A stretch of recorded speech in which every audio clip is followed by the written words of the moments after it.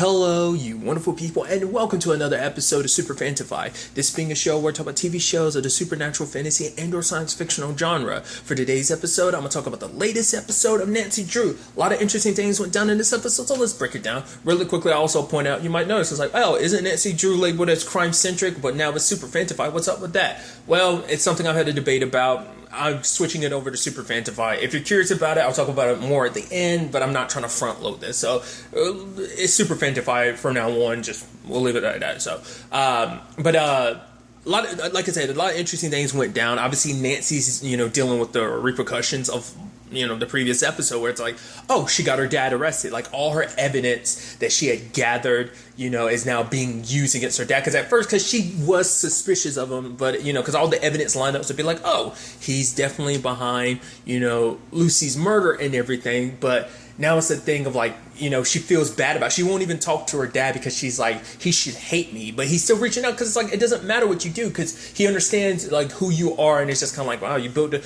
But it's like, he doesn't harbor any hate towards her for what. It's like he knows who Nancy is and she was just following the evidence. And the fact of the matter is that's his daughter. He'd never hurt her. He loves her. I mean, hate her. He loves her, And so it's a situation of like, he should hate me for what I did. Like, I'm the reason why this all happened. So with all of this, she's trying to find a way to, because more so than anything, she's just kind of feeling stuck, just because, and like everyone else is kind of like, whoa, it's, because it's been like 2 weeks and obviously everyone, whether it be Nick, Bess or George have all kind of been like, oh, like we should, Nancy, all she does is come to work, does her job, and just goes back. I'm like, because she's so caught in her own mind and just, mad at herself about all of this. And obviously, her friends are there trying to help because obviously at the same time, Ace is coming out of the hospital. He's good. And that turns into, a whole thing of,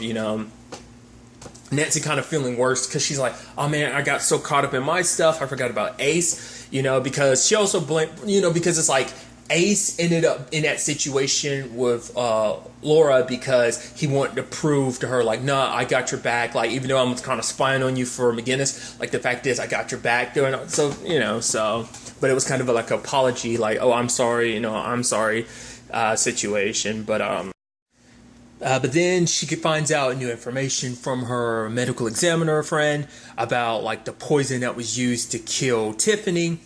And then it turns to this whole thing of like her looking it up because obviously she doesn't want to get too deep into this because she actually doesn't want to look into anything because she's like, I kind of cause enough trouble with my investigations. All I do is like every time I investigate, kind of more and more trouble happens to the people around me. They kind of end up getting caught up and they end up being, the casualties, the collateral damage in this, case and everything. So she was trying not to, but as she was looking up a picture about the, looking into the poison, it turns out like in 2003, there was another murder with this same poison involved. And Ace is like, oh, what are you doing looking at a picture of my dad? And so we actually get to meet Ace's dad, which I guess I was just under the impression, well, they said it was an accident. They never said Ace's dad died. I think I just assumed he died.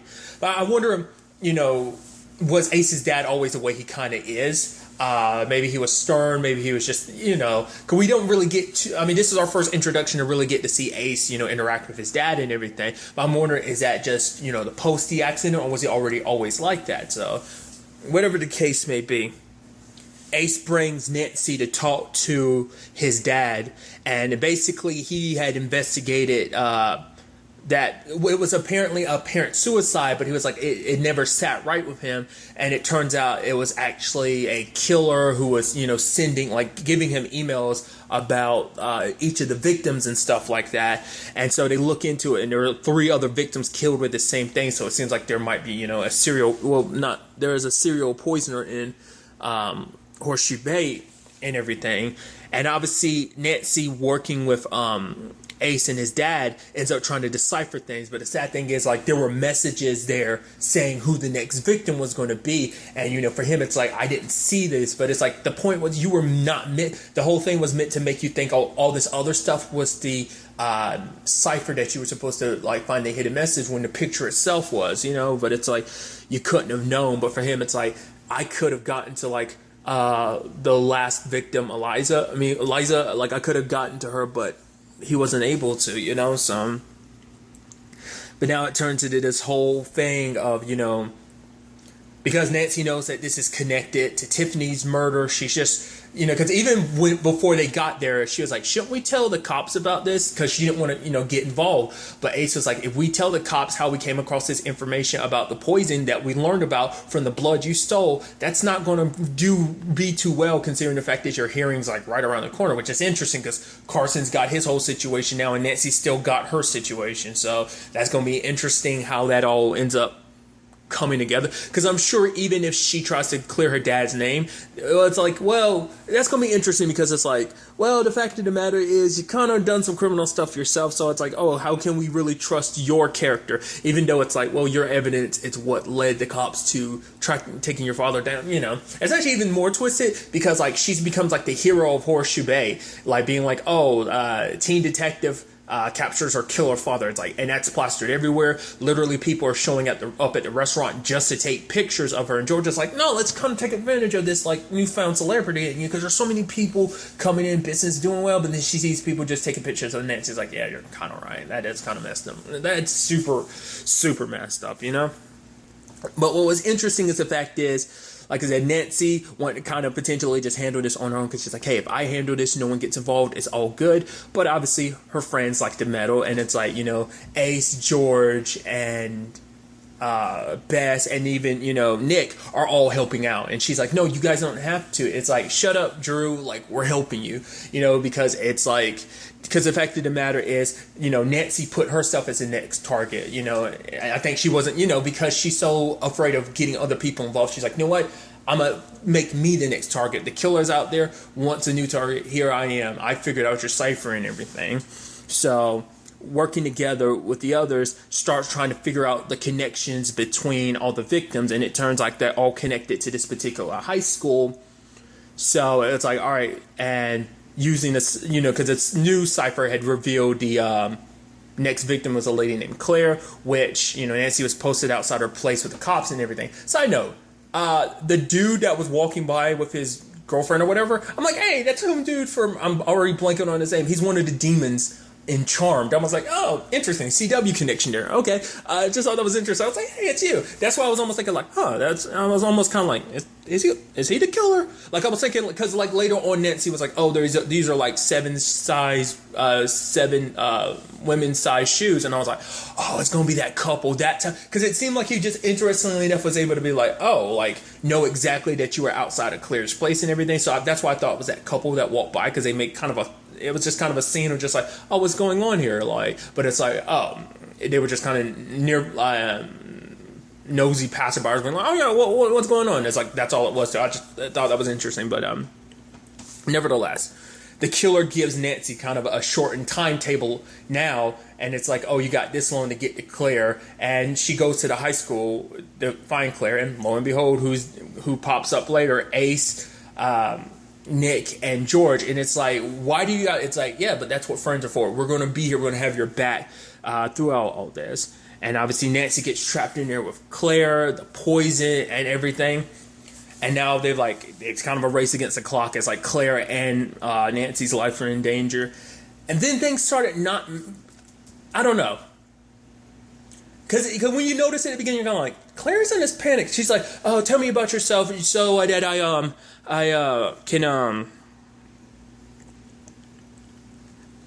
calm down. I'm like, I feel like, I don't know, because it almost seemed like you were more so concerned about, well, I guess it's like, well, she was saying that we have to stay calm, so I guess she's like, oh, talk to me about yourself so that you can stay. I don't know, I just thought it was a little, I was like, that's a little weird. But the fact of the matter is, I mean, because then, like, Claire was like, oh, it was a man. It's like, it was a man, not a woman. I was like, because it's a couple, like, Nancy, you don't know it. But it's like, no, like I said, I was so wrong about the couple angle. But I was just like, huh. And then it's just kind of like there's a tape there and everything, and it's like the moment you're on Pam and the question comes up, I'm like, Claire's the killer, right?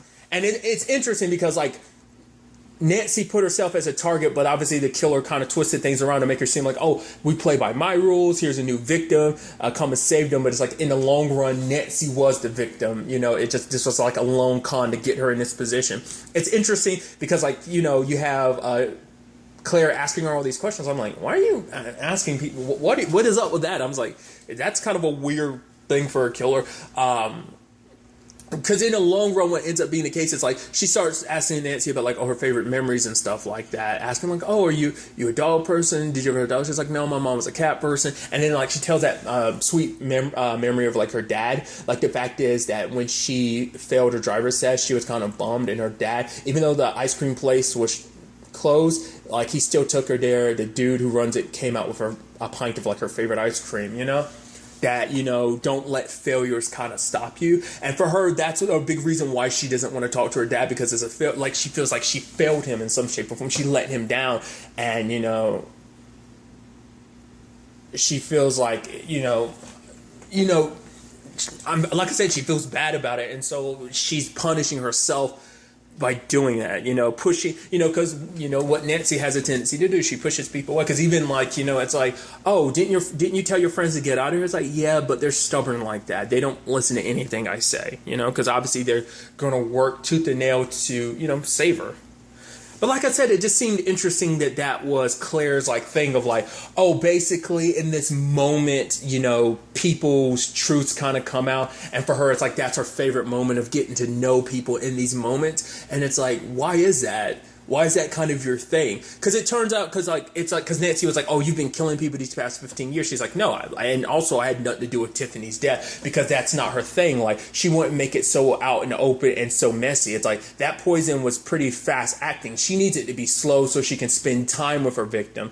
Like, as she did with the other three. Because the other three had a personal connection because she also went to the same school. We never really found out what she meant besides like, oh, like they didn't let me in her inner circle. So it was like, oh, like, it's like, oh, these people didn't accept me. So it's just kind of like, I guess like maybe a crazy thing. Like she never really went into why she went out of her way to kill. I mean, it turns out these three people in particular were the only people on her list. And like I said, she had stopped until Nancy called her out. And it's just like, oh, like she felt, because after probably killing Nancy, she probably would have stopped again, maybe. But the fact is that she was like happy to do this because it seemed like, she wanted to capture that moment again with Nancy. Because like, oh, you reminded me of that. And it's like, that's so, like I said, I think it's just chalk it up to, she's a crazy lady that poisons people. But her situation, like I guess whoever killed Tiffany either knew about this and copied it, or it had to be someone who just stumbled across this poison, which I guess it just like happenstance led to a serial poisoner that had been not active for the past 15 years, so it's just, maybe it's just happy coincidence, or maybe like all the stars are aligning to kind of like, oh, you might not catch Tiffany's killer right now, but you'll catch this other killer, maybe. I also didn't expect things to kind of get to the point that they did, where Nancy literally kind of died for a little bit. I wasn't expecting that, because obviously she goes into that realm like when they were trying to help out with Ace and everything a couple episodes back. I thought that was interesting. I was like, I didn't expect that. And obviously, George and, Nick are trying to save her, but Nancy at the last second had took her ring off. I was wondering like what the significance of that would be, but it's like, oh, because Nancy realized like, oh, that's got to be the antidote, and luckily it was the antidote and they were able to save her. But she ends up running into Lucy, which was interesting, but Lucy kind of flings her back, I guess being like, it's not your time yet, gotta push her spirit back into her body. So that was, and obviously it was this very sweet moment of like Nick holding her, of like, I got you, Nancy, I got you, and, showing that despite everything, there's still something there. Like he cares about her, but it's like, and I love, luckily Ace, it's kind of cool that Ace ended up being kind of, and I think this kind of helps out Nancy in a sense of like, it kind of puts Ace more in the out front, being like, oh, he stopped the bad guy.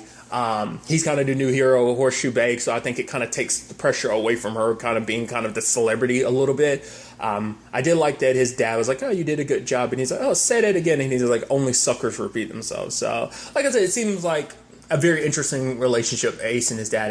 It is kind of interesting because like his dad being a police officer, Ace being a hacker and everything. I mean, obviously it came in handy because he was able to unlock all the doors. But what I think is interesting too, it's like part of me wonders, especially if he's going to be kicking up with Nancy and getting caught up in all these solving murders and mysteries and stuff like that. It's like, well, I think he might have a future related to the police. It's maybe not. I don't know.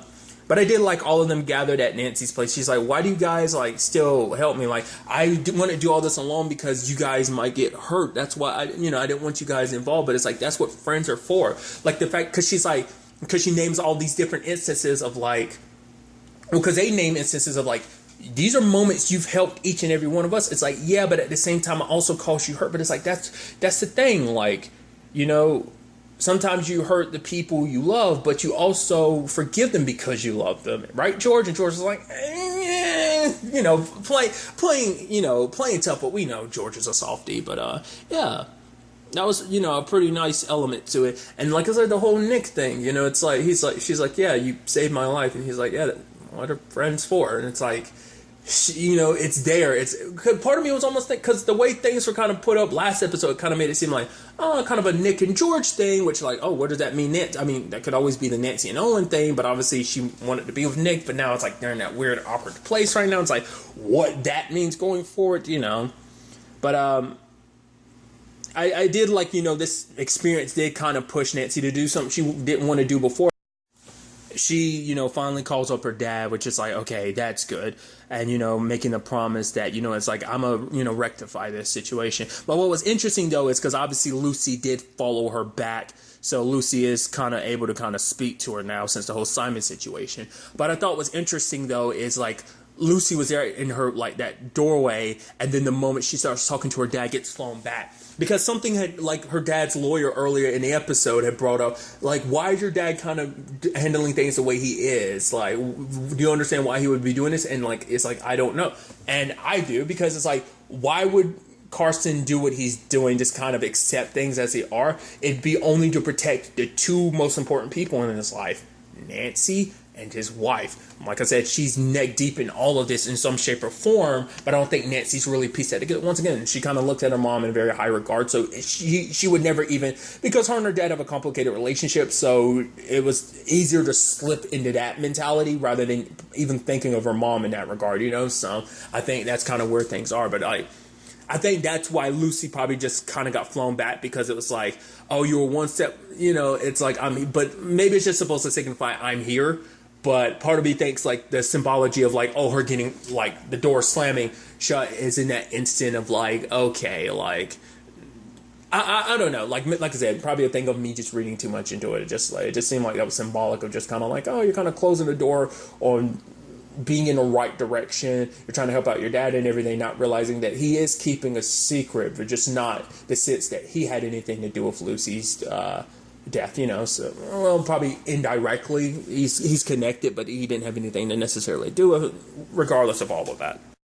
We actually ended up finding out in this episode too that Laura is awake, so I'm curious to see what that might turn into. I wonder what this means. Like, her need to like solve Tiffany's murder. Is this going to change anything? Is it going to make her a little more reluctant, or is it going to fuel that fire even more to like, I gotta make this happen even more? Like, I won't be silenced, because obviously another angle to this episode. For one, Owen being like, "Yo, Bess, you and me, our family, we're cousins," and it's like, hey, So it did kind of all work out in the end, because I was kind of worried that like, the Marvin family wouldn't accept her. I mean, granted, Owen knows that. Doesn't mean he told the rest of the family. I kind of expected that. I thought he was going to be like, so I need you to keep our family connection on a low. I thought either he'd ask that, or it's like the family's asking me to do that. But it's like, I don't think Owen's presented this to the rest of the family yet. Maybe he has, but I don't think they're going to be so quick to accept Bess, considering the fact is there were, her mom was kind of on the outs with her family, and so I don't know.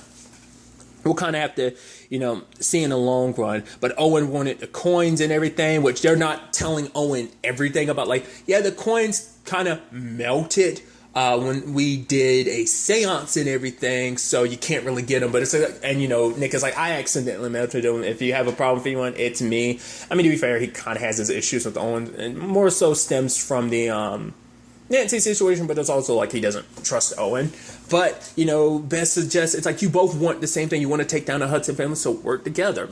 Then you have Ryan showing up. Apparently, he's been trying to piece himself together, and he's there to see George. He's apologizing just, because obviously he was spiraling and stuff like that. He doesn't want to have anything to do with his family. His family's kind of messed up. It's, he wants to kind of get away from them, because families, when you actually look at in the great scheme of things, his family's super toxic and everything, and they're just very like,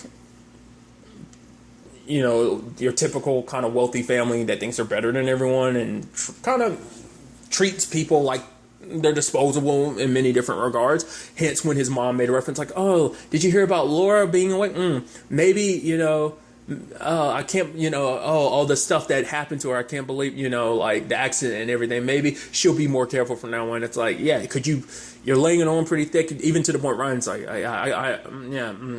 Ma, I got, like, so even he's like, oh, so, because I think he knew certain elements of his family, but I think now it's like realizing like they might be associated with murder. It's, especially because of the whole Lucy situation, because obviously Ryan had a thing for Lucy, but also the whole aspect of like knowing that they were willing to get rid of Laura because she was looking too much into this, bringing up too many questions that don't need to be asked, But quickly kind of circling back, the fact is Ryan is trying to make things up to George because he was like, "I'm sorry, and the fact of the matter is I want you to know, like, I'm trying to distance myself from my family. And the fact is, if you ever need anything, I want to be there for you." And I was like, oh, so that's pretty sweet. So taking advantage of this whole situation, like Bess, Nick, and Owen go and see Ryan. It's like, going to offer him, what was like a hotel or something that he can have, or like hotel land or whatever. And it's like, but we need more stuff from this list. Lets him know about like the situation with his uncle Sebastian, and like obviously the Marvin and Hudson issue of like, oh yeah, that ship that went down, it's like they killed 12 people, like your family's kind of responsible for that. So taking that knowledge, but it's like, at the same time, it's like, you're asking me to get my father arrested. And it's like, yeah, your dad's a murderer. So, well, it's like I said, all that, and having that talk with his mom and everything. So the stuff in the safe. So he knew exactly where the stuff was. And he got his mom, she came to move the stuff, but obviously he got stuff out of the safe. And he's like, oh no, the safe, it's away in storage or whatever. So it's all good, Mom. It's like, oh, let me know when Dad's in town. We need to get together. So multiple ways to interpret that. For one, he tells Owen to kind of back down. You've been warned. You don't want to get mixed up in all this. But the fact is, he has it himself rather than giving it to the cops or anything like that. It's like, I think Ryan's going to use this, kind of sadly showing that, there's still that Hudson element to him. I think it's going to be the thing is he's going to use this to blackmail his dad of like, oh, I have this. You're going to give me what I want and I'm going to cut my ties with this family. So not unless it's a thing of he's secretly going to be trying to take down his family. I think it's more so he's going to be trying to take advantage of this. I'd like to think that it's like, well, rather than other people get involved, I'm going to bring my family to justice. Potentially maybe this has something to do with Tiffany. Maybe it has something to do with Lucy, so we'll see where Ryan's moral compass lie. I think it's more so blackmail and getting what he wants. So I'm looking more selfish, but hey, I'm willing to slightly give him the benefit of the doubt. But like I said, I lean more pessimistic when it comes to this situation. But ultimately we'll have to wait and see. I'm curious to see what Owen and Bess are going to do in this situation. Are they just going to, I doubt they're just going to back down. But like I said, I'm also curious to see like that Marvin situation, Bess being part of the family and everything, like what that means going forward too. We'll ultimately have to wait and see. But really, that's all I want to talk about. Until the next time we meet, be happy, be safe, live life to the fullest, and enjoy it. Good day and goodbye.